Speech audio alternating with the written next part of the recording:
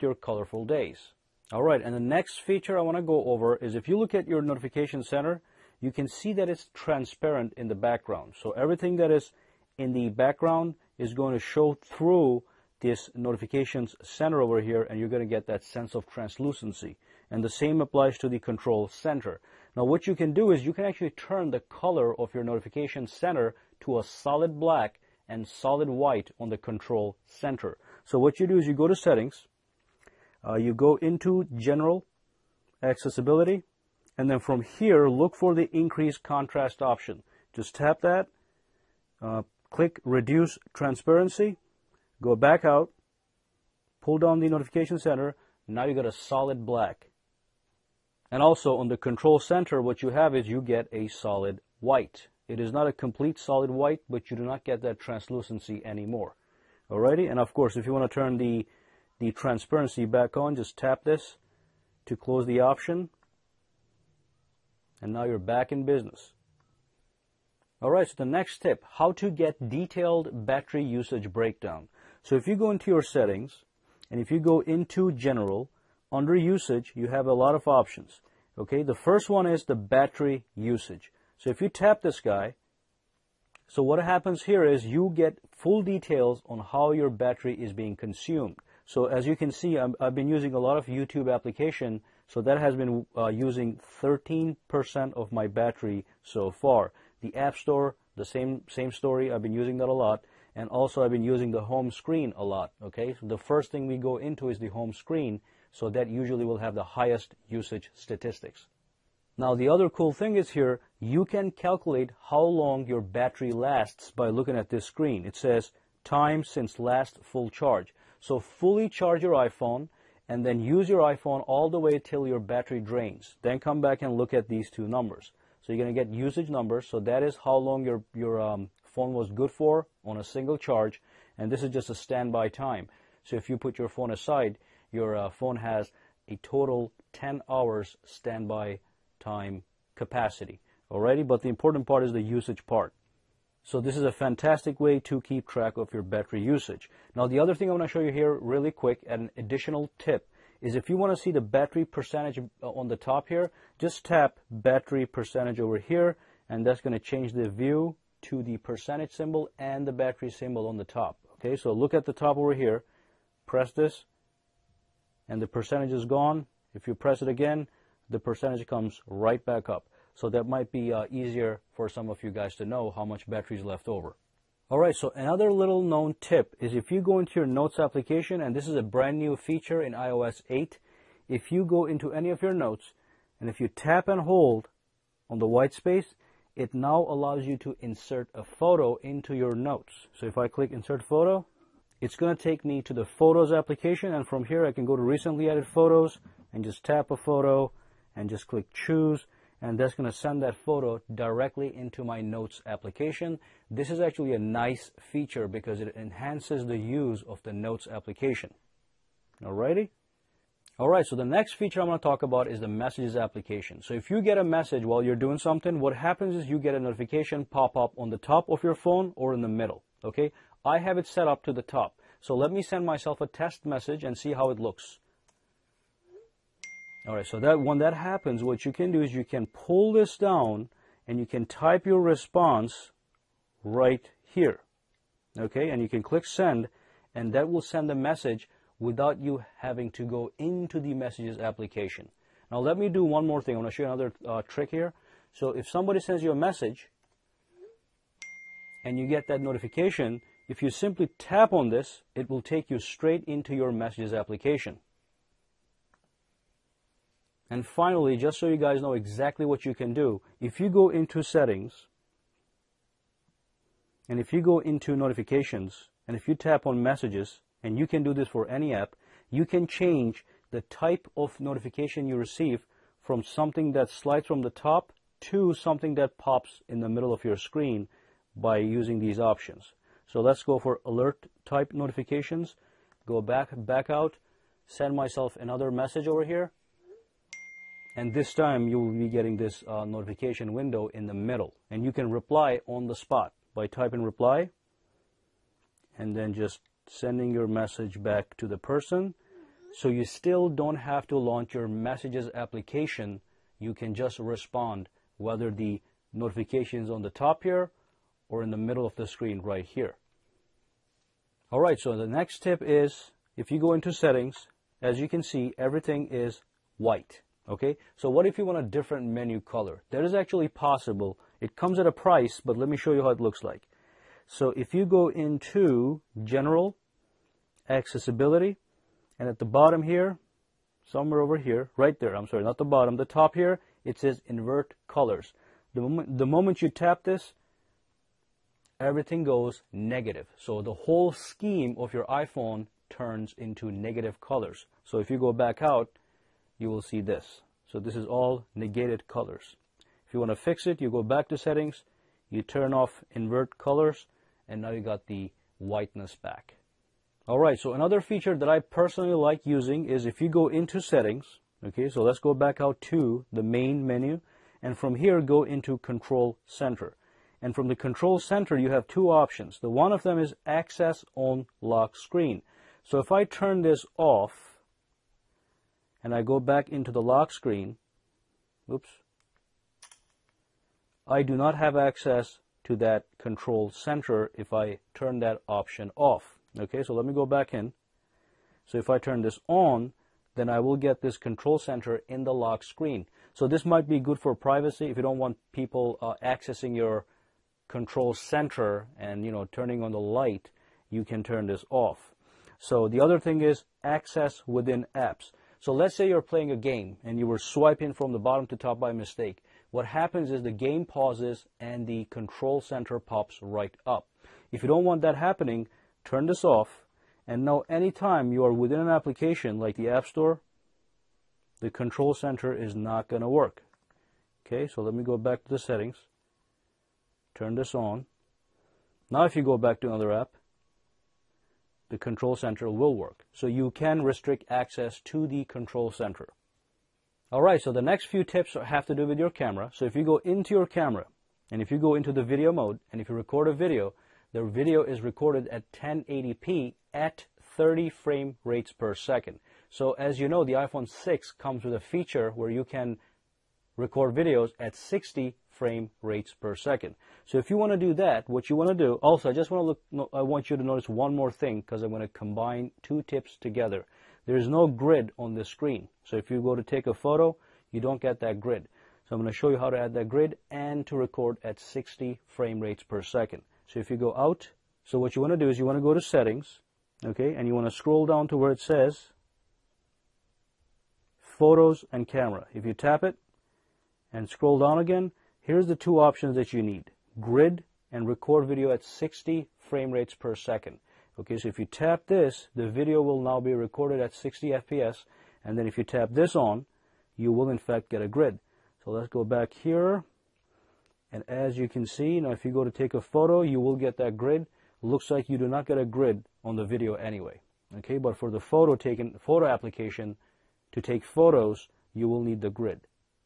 But that's how you turn the grid on, and that's how you get that 60 frame rates per second.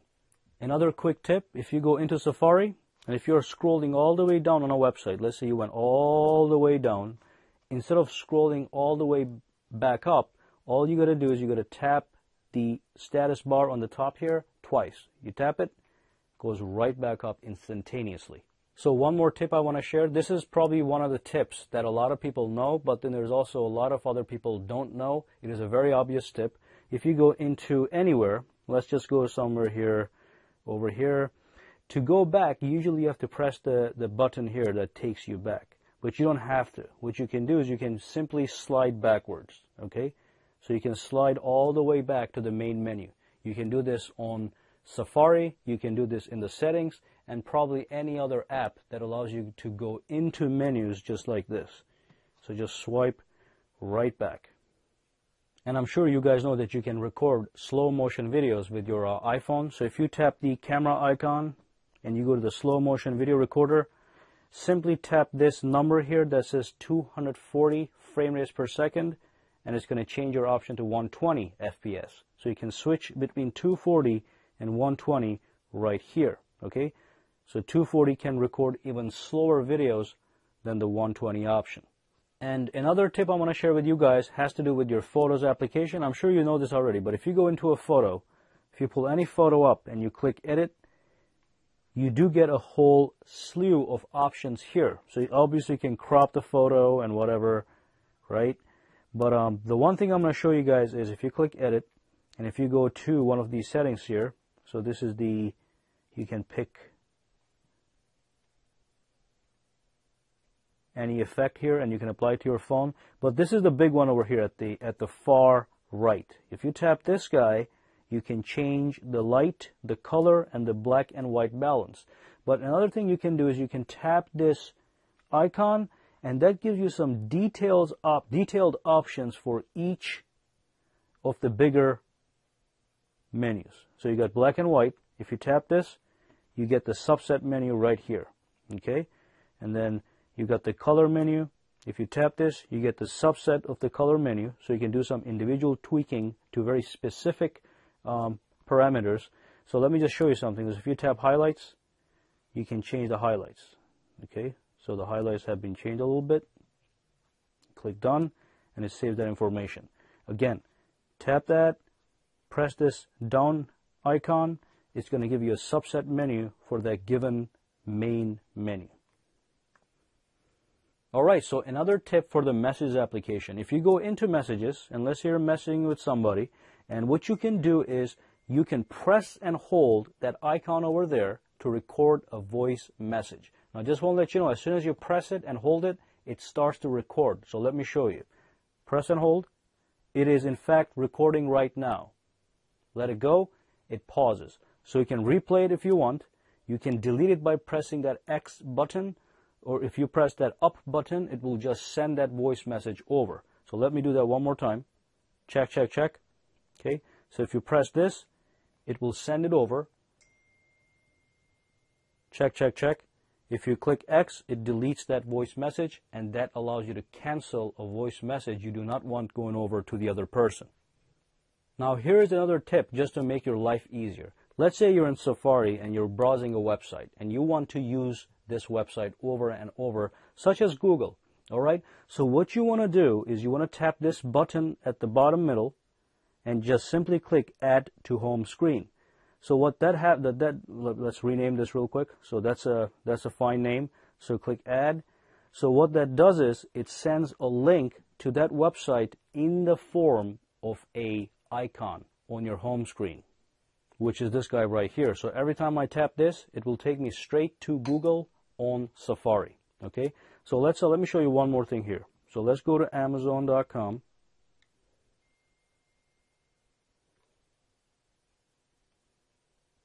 and do the same exact thing.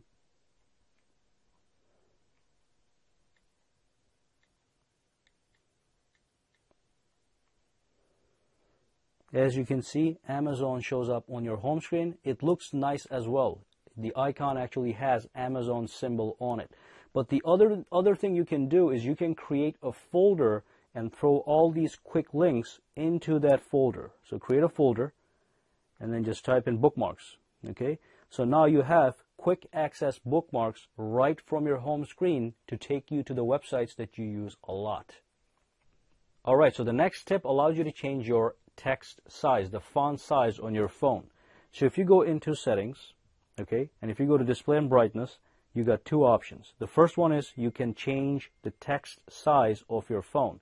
So if I tap this, I can use the slider to minimize the size of the text or maximize it, okay?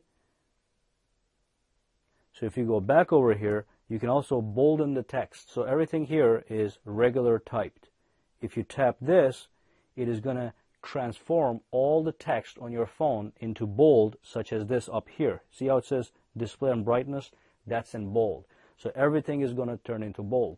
But you're going to have to restart your phone, which I'm not going to do right now. But just remember, it's going to look just like this, where it says display and darkness on the top. Brightness, I mean. Now, the next feature has to do with security. So let's say you give your phone to a friend or a family member and they just start clicking applications that you don't want them to go into. What you can do is you can actually hide certain applications from people so they can never access them.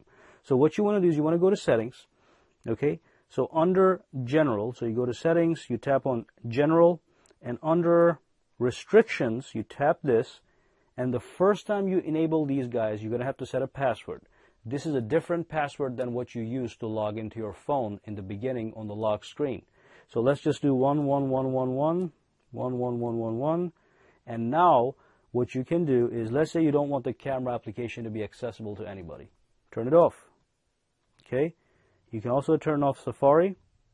You can turn off Siri, so nobody can use Siri if you don't want them to, and everything here can be changed, okay? There's a lot of options here. You can go through here to enable restrictions, and you can also tap here.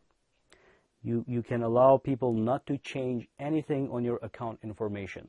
Accounts like mail accounts, Gmail accounts, contacts, calendars. So you can restrict complete access to a lot of things. But let me show you this in a real example. So we disable these guys. So if I go back out, the Safari application that was sitting at the bottom here is not there. It is hidden. So is the camera application. This is a rather good feature. So if you go back into settings, go back into restrictions, it's going to ask you for a password every time you try to enter this mode. You put that password you picked, and then you can turn them right back on. Okay, and now if you go back out, Safari is where it's supposed to be, and so is the camera application. There's also one more tip I want to share with you guys in the restrictions tab. So if you go back into restrictions that I just showed you guys, and if you scroll down under here, you'll say installing apps.